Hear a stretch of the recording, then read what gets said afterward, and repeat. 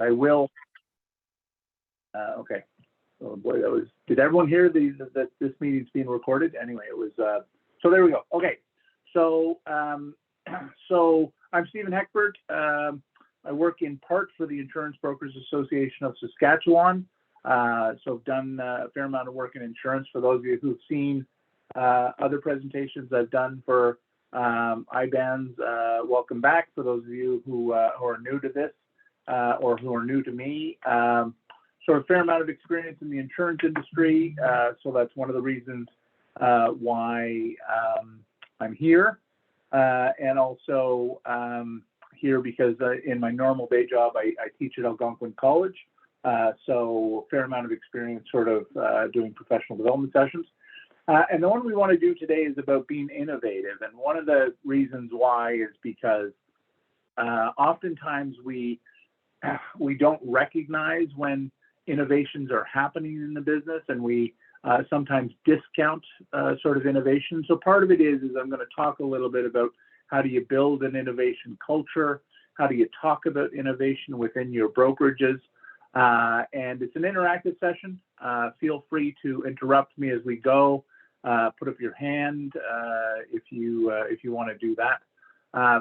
I'm on the phone. Actually, you'll see that my phone number there is the one that's talking, largely because my laptop is now at an age where its next role will be as a boat anchor, and it has simply lost its microphone ability. So I have to call in and be visual at the same time. So again, ask questions as we go, and don't hesitate to sort of think about this. So a couple of things we're going to talk about is, does innovation have to be bold? Does it have to be brand new? Also going to talk about what we mean when we talk about innovation. And then we're going to talk about sort of who's responsible for innovation at your brokerage, and who's responsible for leading innovation. And I will say you might be surprised as to my answer on that. And you might also be surprised within your brokerage where those innovative ideas are going to come from. And then the final question is really, can we build a culture of innovation? Is that something we can do within our brokerages? So that's sort of where we're going to go. So if over the course of today's session, I have answered those questions for you, then I've done a good job, but also happy to talk about your individual circumstances as they come up, et cetera, et cetera. So let's just start off. So innovation is really about successfully implementing a new idea and creating value for your customers and or others, including staff. It can be cost-cutting, it can be opening new markets, it can be a new solution to an old problem. You know, in answer to the first question, innovation does not have to be bold. It doesn't have to be earth-shattering. Doesn't have to be something you can't repeat. It doesn't have to be exciting. So my first question to all of you is, who thinks the insurance industry is innovative? Let's see, everyone. This is one of those times where it'd be nice if I could see more people. Oh, let me try that. I'm not seeing a show of hands. Hold on. Let me look. Okay, so not seeing a whole lot of people believing that the insurance industry is innovative. So oddly enough, I actually think it is super innovative, and I think there are lots of places where there's been innovation within the insurance industry, and it's just that it hasn't seemed like it's an enormous change. It seemed incremental, and I'm going to give you some examples, but good driver discounts, for example, are a new thing that is happening in insurance, and that will become ever more prevalent as we move into telematics. So we'll talk about that as we go. But there is a fair degree of innovation on an ongoing basis in insurance, just in terms of new products, in terms of new ways of providing coverage. So I do think there's some innovation in the industry, and I think it's in part when you're close to it, when you're inside it, you may not recognize it as being particularly innovative. Okay, next show of hands. Who thinks your brokerage is innovative? Who thinks you've got things that you're doing as a brokerage that are different? So Jen and Penny have put their hand up for that. And other hand. So Jen raised her, oh, and Sandra said yes as well. Okay, so I won't put you on the spot at this exact moment. Jen's got both up, both the hand and the other. So that's good. Thanks, Jen, for knowing how that works in the, are you asking a question though, Jen? If you're asking a question, I'll wait for you. Jen might be struggling with the unmute button. Again, I said I won't hold it against you if you don't believe your brokerage is particularly innovative. But I will tell you there are probably things that you have done as a brokerage, either in recent times or during the pandemic.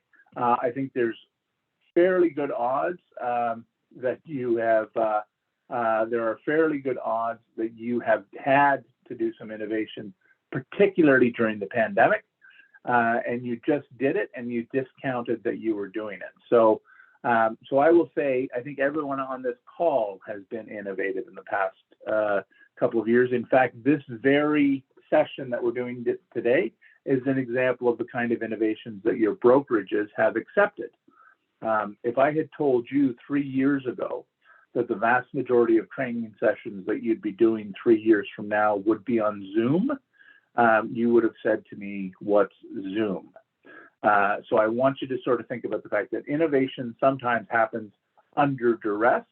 Sometimes it happens because we intentionally want it to happen. But I think that's the thing, is that I think we've innovated sometimes.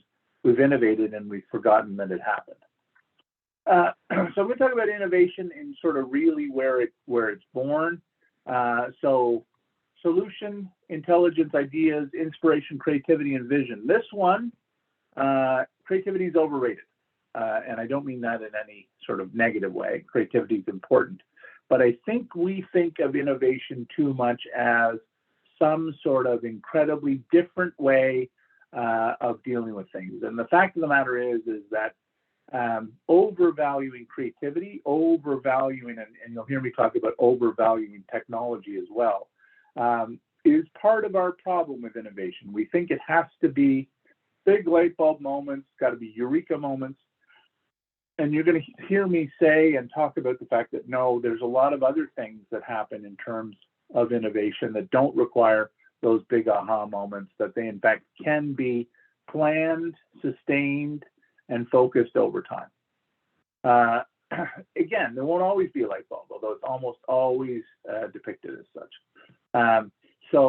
And one of the other things that happens is that we wait for a big light bulb moment before we think to ourselves, aha, we're ready to go. So innovation doesn't have to be bold. It can be incremental, and it can be something that just sort of, it leads to one step leads to another. Anybody have any examples of where they've either seen innovation or they have, now that they're thinking about it that way, where they've seen innovation and they weren't aware of it, or they just sort of built it in as though, oh, well, that's just what happened? We got examples anywhere in their life?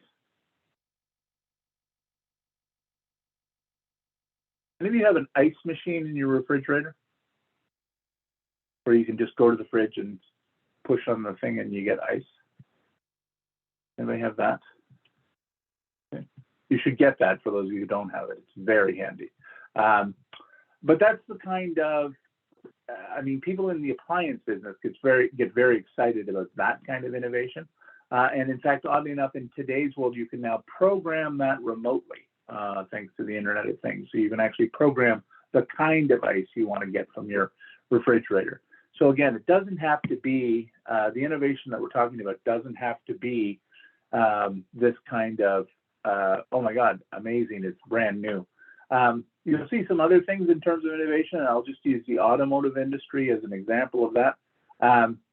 So 30 years ago, if I had told you that every car that was manufactured today, every single one of them would have an airbag, you would have said, well, there's no way that's going to be possible. But every car today has an airbag. You can't even get one produced if you don't have an airbag in today's world. So it is simply that we've moved into, audio signatures and electronic signatures.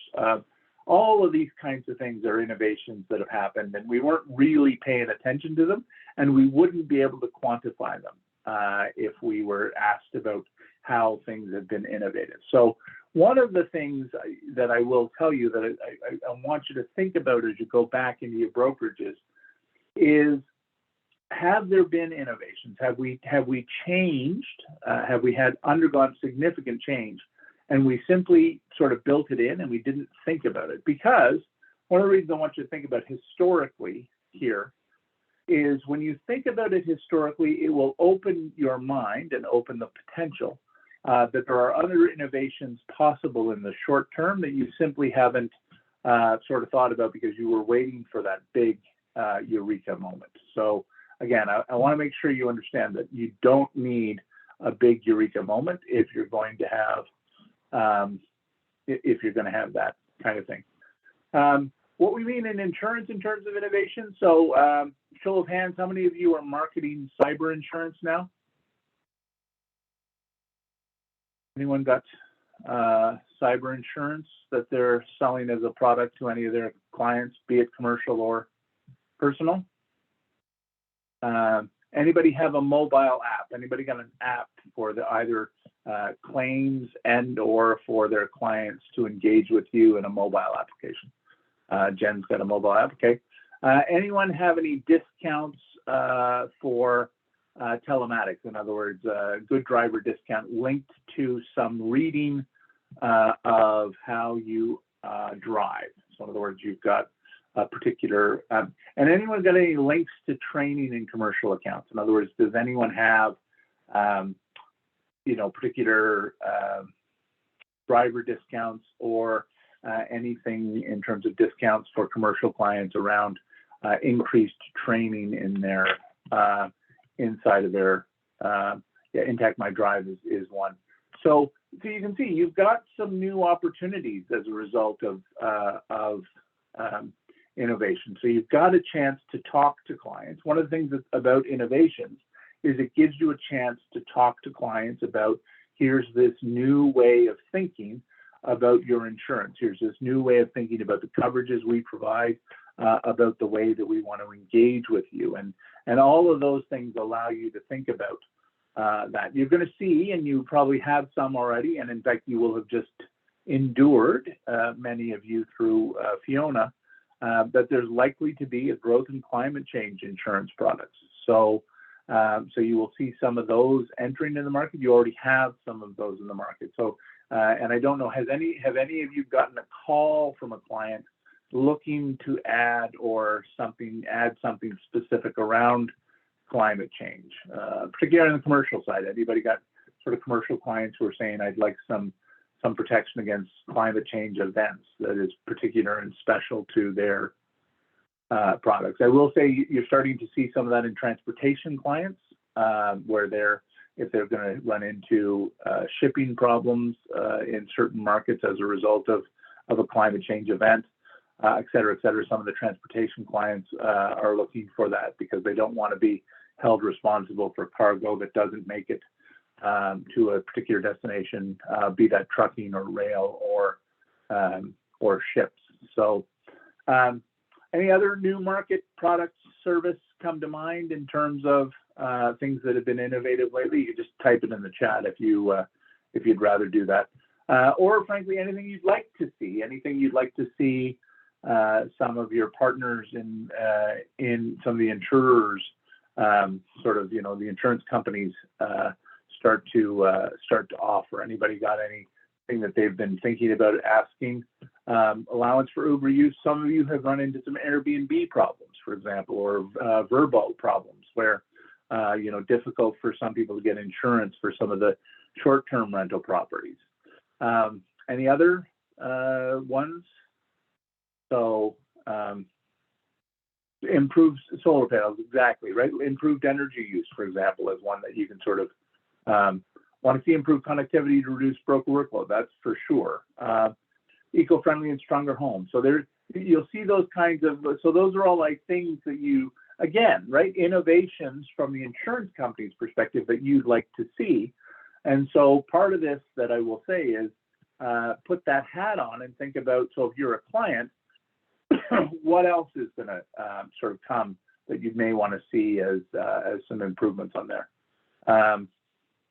I do think that some of those portals probably did make more work for the brokers. And frankly, I will also say this, and this is going to sound like heresy in some perspectives, but more self-serve tools for clients do not necessarily reduce your workload.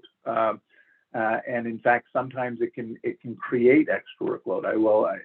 One of the things I will often tell people is that the insurance business is a little bit like the real estate business.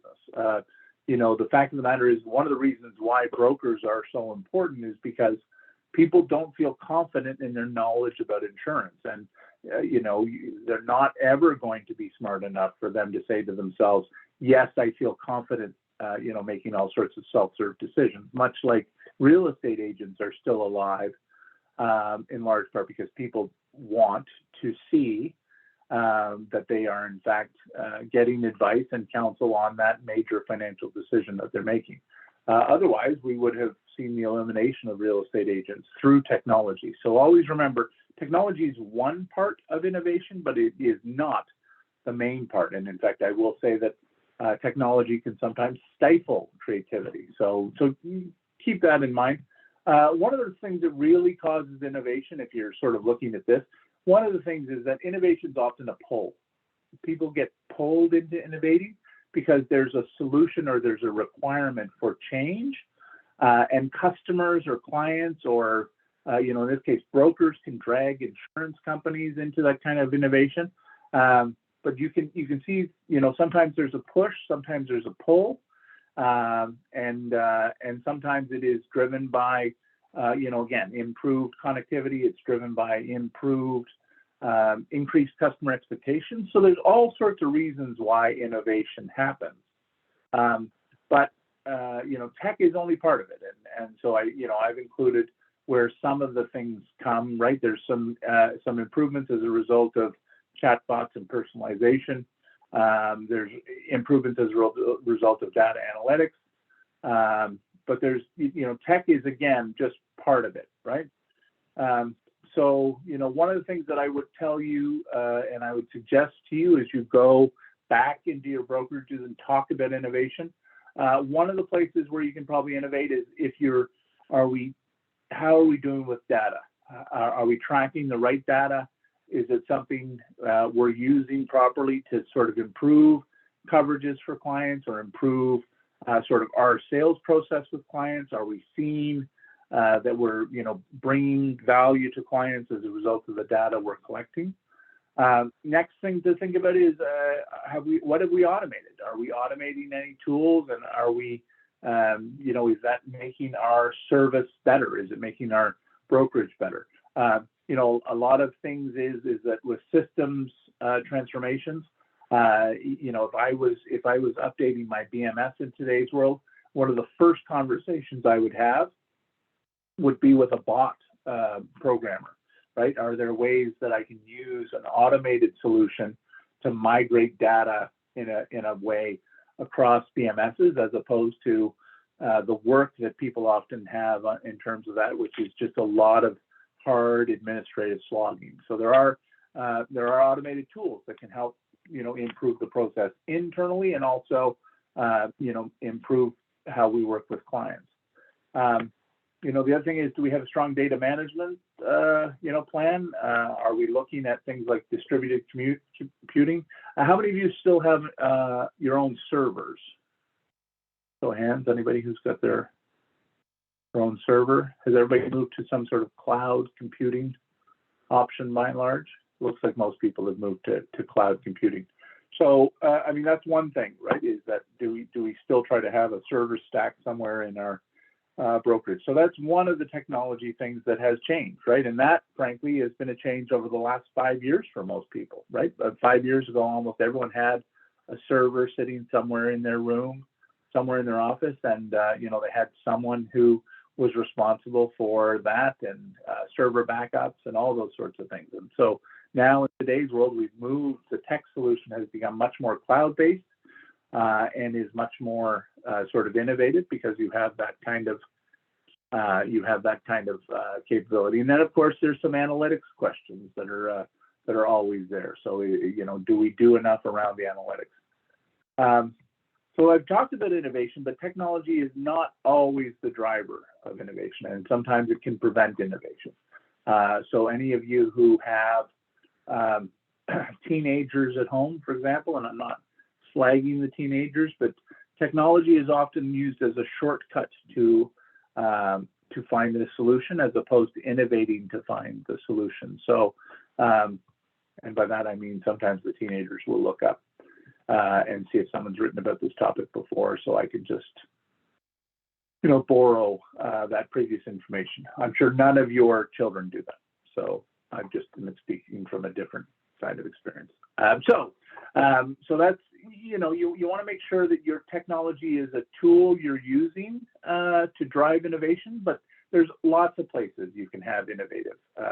You can have some innovations around how you sort of hire and how you recruit people. You can have some innovations around how you plan for and talk about community engagement and how you market those things. There's all sorts of innovations possible in sales and in marketing. And in fact, some of those innovations sometimes will look like older solutions that you've repurposed.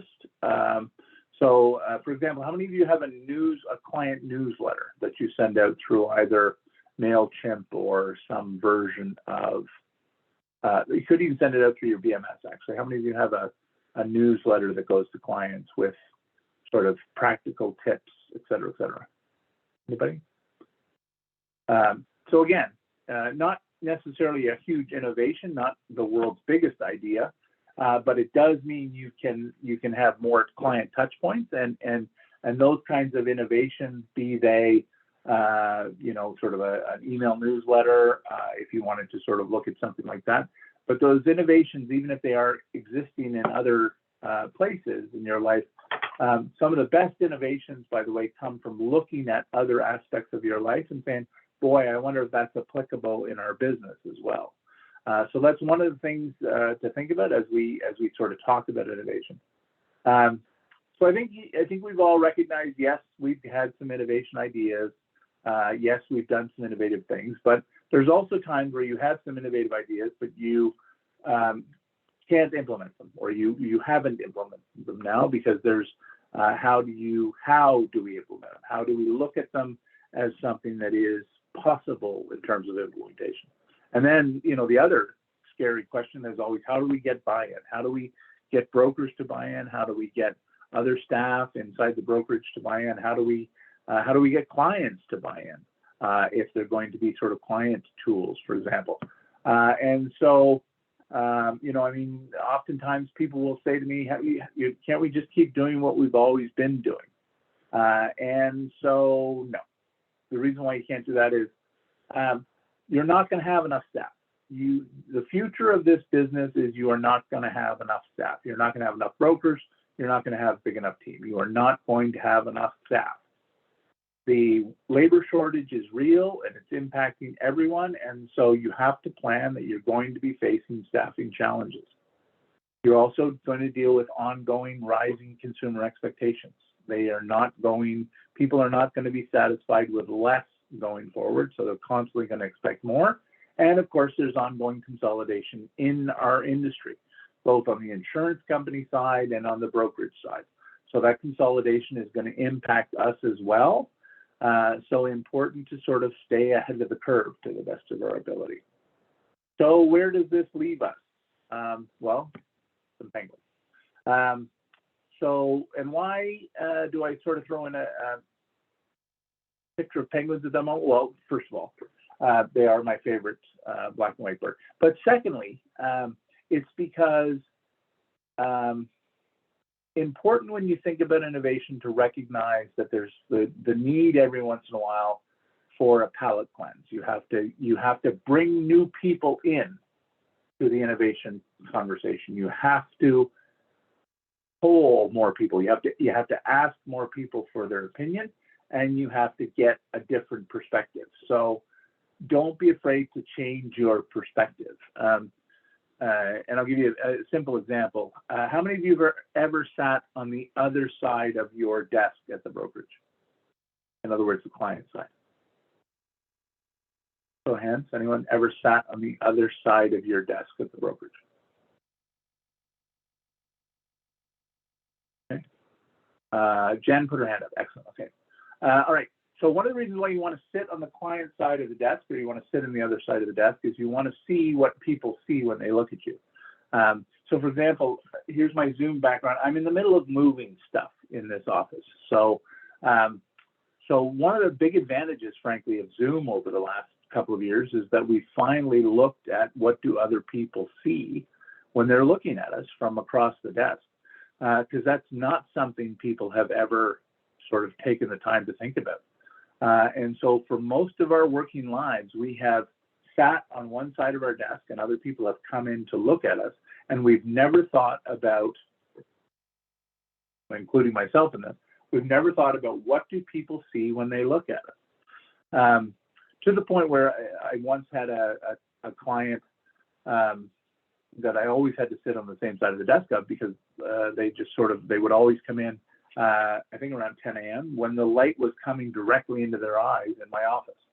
And that's when they came in the office. So I always had to move to the other side of my desk because they couldn't see otherwise. And so oftentimes we're just not thinking about what circumstance, what situation are we putting folks in when they're sitting in our office. So something to think about trying, as again, shift your perspective every once in a while. So how do we think about shifting our perspective when it comes to leading innovation within our brokerages? Short answer is it depends. And the reason why it depends is it'll depend on the kind of innovation you're trying to propose or you're trying to look at implementing. To the best of your ability, though, if you're going to build innovation into your business, you have to formalize it. You have to build a team, and you have to get personal and commercial brokers, producers, marketing, technology, leadership. You've got to have people on the team, and they have to think about it. And sometimes they're not going to produce an innovative idea in that meeting. But buy them some donuts, have them sit around for an hour once every month, once every couple of months, and just think about some of the questions I'm about to pitch to you. But the people on the team should be the people you need, and don't get hung up on their specific roles or their specific titles. And frankly, one of the things you could think about is if you've got a client that you have a great relationship with, maybe bring them in on the team. Maybe bring them in on the conversation around innovation. Clients can have really great ideas around what they're looking for in terms of innovation. So don't get hung up on, I don't necessarily want to see, I don't necessarily want clients to see how the sausage is made. A well sort of informed client, a client who knows what they're doing, already knows how the sausage is made. So maybe their input could be valuable in those circumstances. I'm not suggesting just every sort of personal lines client, but think about that. So here's the questions that I think you asked that will lead you to some innovative thinking. And so, by the way, I'm going to share the PowerPoint so you don't have to write these down. But the number one question is always, the one thing we do that you think should be easier? Is there something we do that you think we should make easier to do or easier for us to deliver? Next question is really, is there one thing we could do that would make the client's life better? Is there some one thing we could do that would make the client's life better? Can we make the renewal process easier? Can we make the claims process easier? Can we make it so that they, understand, why if their life circumstances have changed? Is there some way we can automate birthday cards? Is there some way we can automate sort of Christmas messages? Can we do something that will prompt us to do these sorts of things?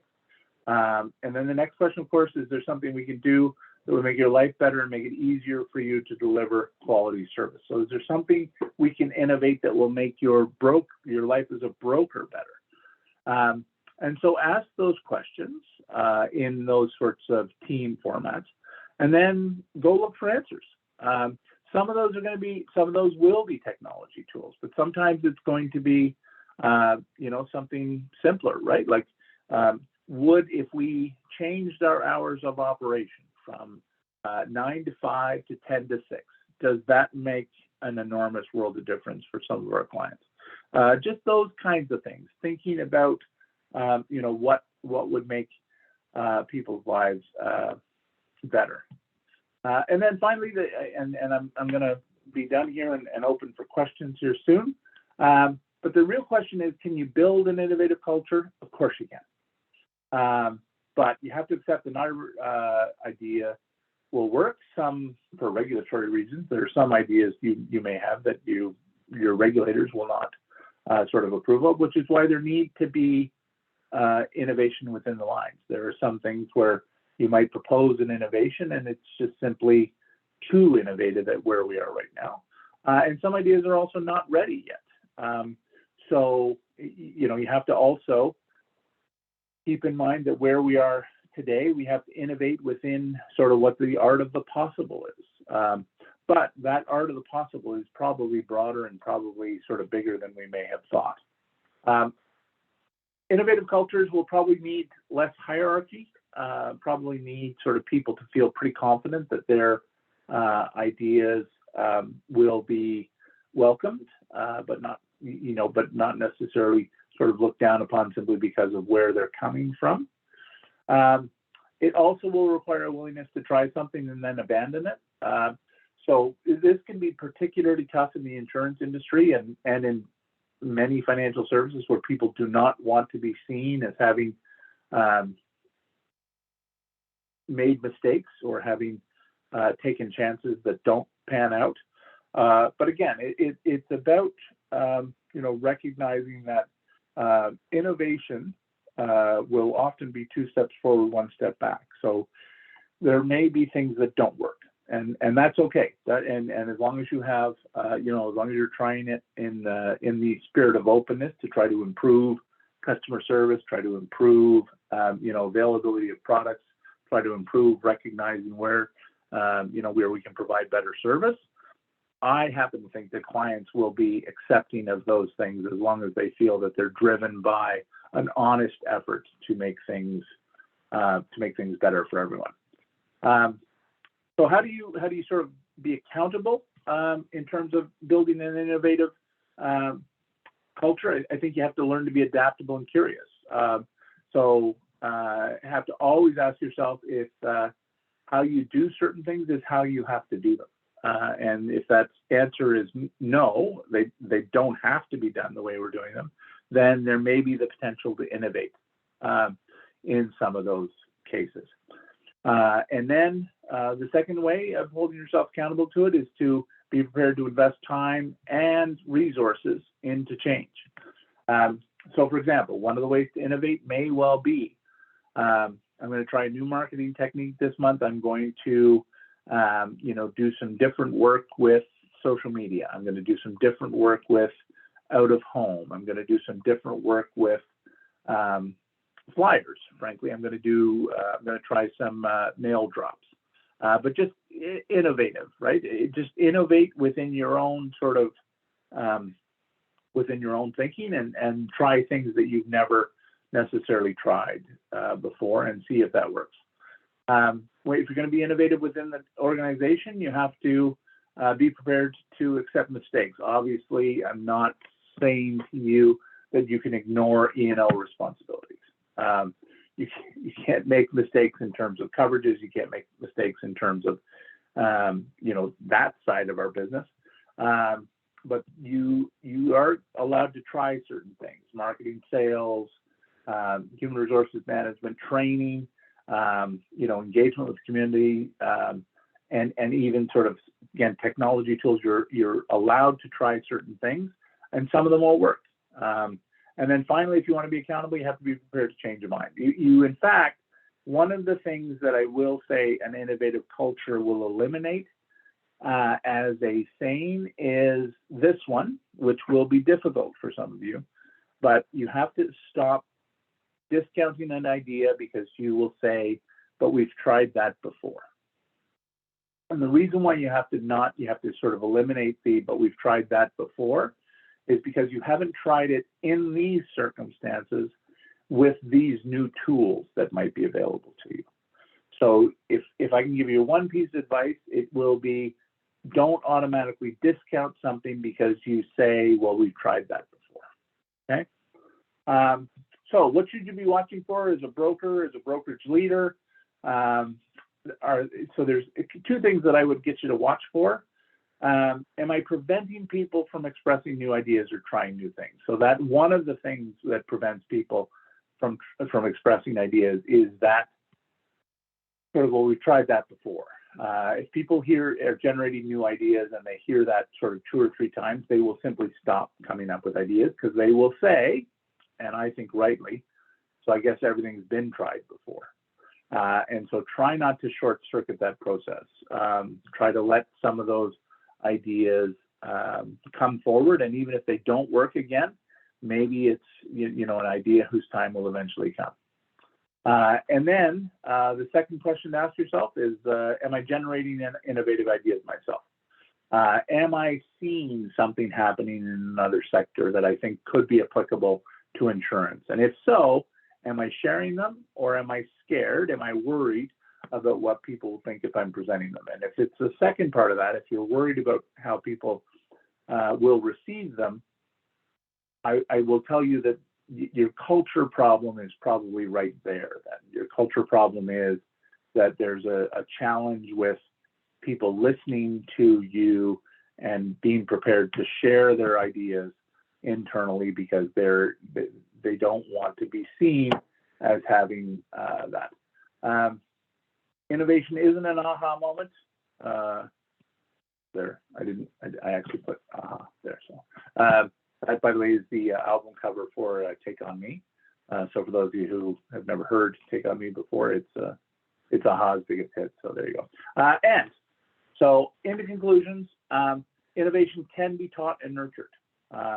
And it can come in any part of the business, and you should be thinking about all parts of the business in terms of innovation. Don't just think about it from a technology perspective. In today's business climate, too often we think about innovation as being driven by or being led by technology, and that's not true. The technology often can help support innovation, but it's only one piece of the innovation puzzle.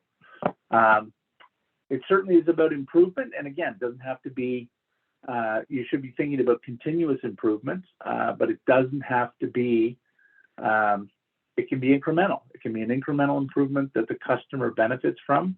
The one thing I will say, and again, I asked you early on to remember about the innovations that you've done before.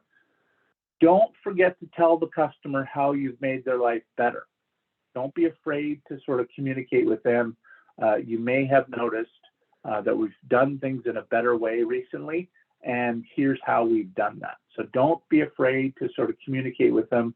We've done some innovating to make your life better, and it turns out it worked. So you're welcome, and congratulations. And I know it's a whole group of Maritimers on the call, and I know you don't like to remind people when you've done nice things for them, but it's okay to remind people that you've done nice things for them. So with that, I think Debbie has Debbie and Carrie both have my email, so you can get that after, but this is question time. So does anyone have any questions about what we've talked about in terms of innovation?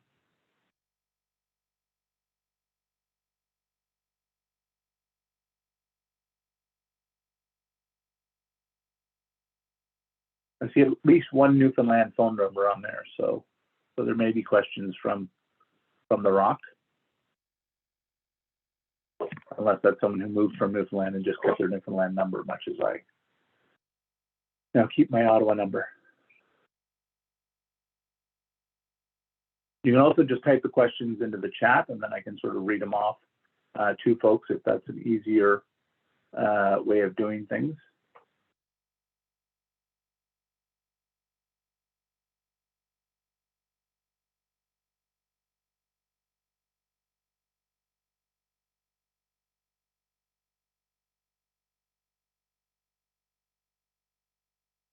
Hello, Jennifer from Newfoundland. Yes. So there we go.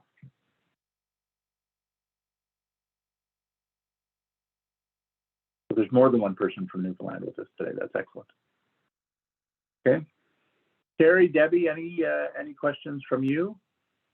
No, I think it was a very engaging session. I know I learned some new things, and as the naysayer in the office, we've tried that before. I'm really going to try to avoid that statement. But I know we really appreciate you joining us today, and for allowing us to record this session so we can put it in our library for our members who were unable to join us today. No problem. Always happy to help. Okay. So again, if anyone does have any questions after that they didn't, weren't comfortable asking in the broader group, just send along an email to me. I'll type the email into the chat as well, although you could go to the very final screen of the of this and go that way.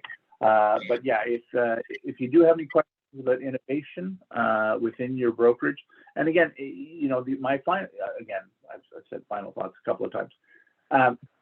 Try to think about your innovations as not having to be so big that it's a big celebration. Like celebrate your incremental improvements that have made either your life better, your brokerage's life better, or your client's life better. And don't be afraid to talk about them. And don't be afraid to talk about them with clients. So. Okay. Okay, Debbie, I think that's it. I think people are by and large don't have a ton of questions. For those of you who are looking for that aha picture, it is in the it'll be in the presentation, so you can remember with fondness 1984 and enjoy yourself. Perfect. Thank you, Stephen. Perfect. Hey, thanks, Debbie. Thanks very much, everybody. Talk to you soon. Bye, everyone. Okay. Bye.